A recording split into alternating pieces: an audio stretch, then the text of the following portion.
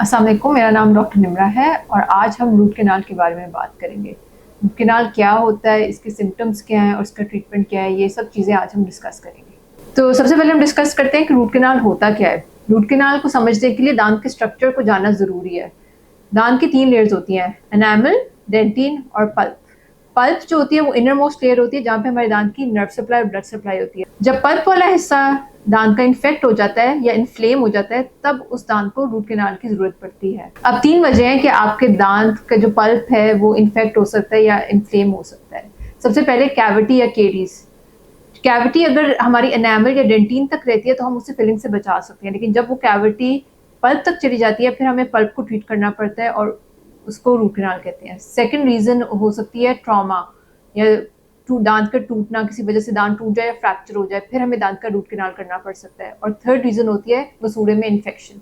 मसूड़े में इन्फेक्शन हो वो दांतों की जड़ों से के थ्रू पल्प को इन्फेक्ट कर देती है। तो ये 3 वजह होती हैं रूट कैनाल की। अब हम बात कर लेते हैं रूट कैनाल के सिम्टम्स की।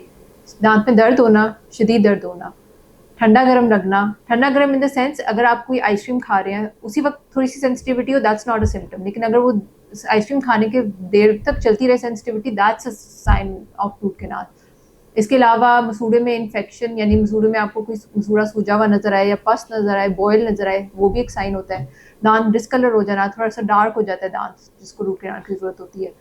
और इसके अलावा हाँ, एक बहुत बड़ा सिम्टम ये भी है कि आपके पोस्चर से पेन रिलेटेड होती है। तो फॉर एग्जांपल लेटने पे या आप फील करें दर्द ज़्यादा हो रही है तो रूट कैनाल का सिम्टम है।